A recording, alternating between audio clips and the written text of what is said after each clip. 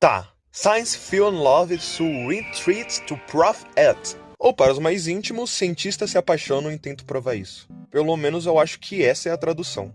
Esse foi um anime de romance que eu encontrei e que simplesmente achei tão maravilhoso. E a premissa dele é muito simples. Uma cientista acaba se declarando pro seu colega e eles tentam provar de uma forma científica e exata se ela realmente gosta dele e se ele realmente gosta dela. É tão simples, maravilhoso e tão divertido. E é aquele tipo de anime que tu vê em uma semana ou duas se diverte muito, então eu recomendo demais você assistir. Então saiba que a partir de agora quero dar minha opinião do anime como um todo, falar dos episódios, então vai ter spoiler, então pula ou vai ver outra coisa. O anime em si é muito bom, mas eu vou dar uma nota 8 de 10. E por que o 8 você me pergunta e é muito simples de responder isso. É por causa do final, mas aí vocês vão entender por que o final. Vamos primeiro apresentar os personagens, né, os nossos protagonistas. Começando pela protagonista, Ayami Himuro, uma cientista bonita, bela e de personalidade muito forte. Próximo é o Shinya Yukimura, par romântico de Himuro, e é um cientista super inteligente, mas nada normal e bem direto no sentido social. Ele é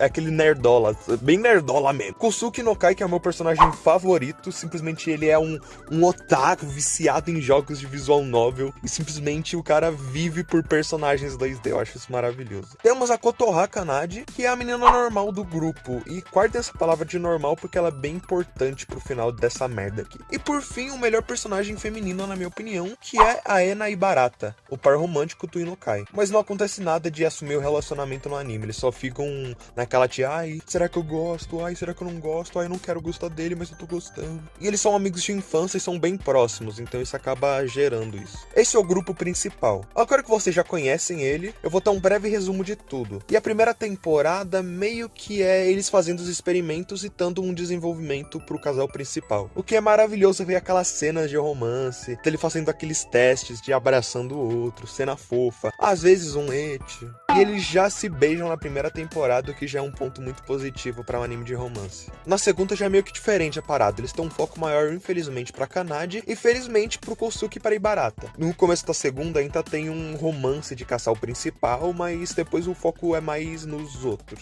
E eu adoro como ocorre o desenvolvimento do Kosuke e da Ibarata, mesmo eles não avançando muito. Porque o Kosuke começa a perceber que gosta realmente da Ibarata e não quer aceitar aquilo. E já tinha sinais que ele gostava da Ibarata inconscientemente faz tempo, só que ele é burro demais. Porque a personagem de anime que ele é apaixonado, assim, a personagem 2D, é literalmente a Ibarata. É literalmente, é baixa de tsundere, mesma cor de cabelo, é igualzinho. Só que ele não percebe isso. A Ibarata nunca se importou, tipo, ele só tira sarro dele e nunca ficou muito nisso. E o legal é que nessa segunda temporada, no finalzinho dela, ela já começa a falar, eita, eu acho que eu tô gostando dele também. Agora eu quero falar da personagem que simplesmente estragou o anime, que infelizmente tinha como ser um alívio cômico, tinha como ser um personagem que ia neutralizar, só que simplesmente estragou, que é a Kanade. Ela também recebe a atenção nessa temporada, só que o problema é que o desenvolvimento romântico dela tava indo tão bem e acabou tão nada a ver, porque nessa temporada a gente descobre que a Kanade ela veio de uma família de lutadores, tipo, bem pesada, assim, tipo, tem aquela cobrança, tem aquela coisa de,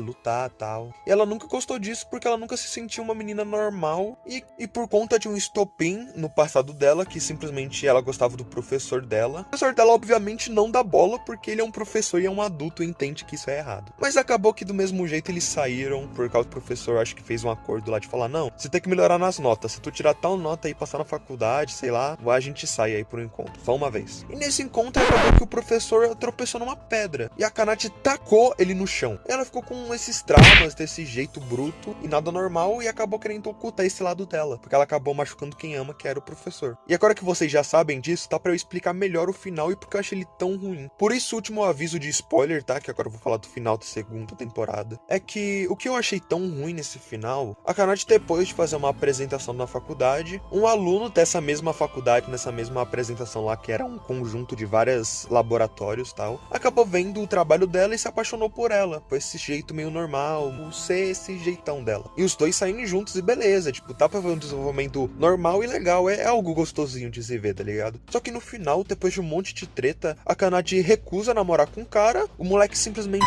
endoida e sequestra a Kanade. Ele fica doido, tipo, doido de pedra, yandere vibes. O Yukimura chega, salva ela, aquele blá blá blá, ai, salvei, ciência, e acaba salvando, normal, beleza. Depois de falar isso, eu digo que o problema que me deixou indignado com esse final foi que, primeiro, o moleque nunca teve nenhum indício de ser maluco, e foi só algo de repente, assim, foi só algo por acontecer, parece que foi meio forçado. E o único sinal que ele tinha de talvez ser doido era que ele andava com um moleque que era meio aquele moleque marrento, assim. Na verdade, parece que às vezes ele nem se encaixava com esse moleque estranho, tanto que ele falava que não queria falar com ninguém, ele era mais fechado, mas ora, porque pra fechar com chave de merda, foi que no final é revelado que a Kanade se apaixonou pelo Yukimura. A Kanade que não tem, tipo, nenhuma química, nenhum desenvolvimento, beleza, o Yukimura salvou ela, mas não foi um motivo tão grande pra ela se apaixonar pelo Yukimura, parece só uma forçação de barra do roteiro pra meio que fazer o personagem principal ter não um harém, mas virar um trisal, sei lá, sabe? E eu ouso dizer que a menina tem mais química com a Kanade do que a Kanade com o Yukimura. Então, pra ser sincero, eu fiquei meio triste com o final, mas o anime em si todo, até agora, né,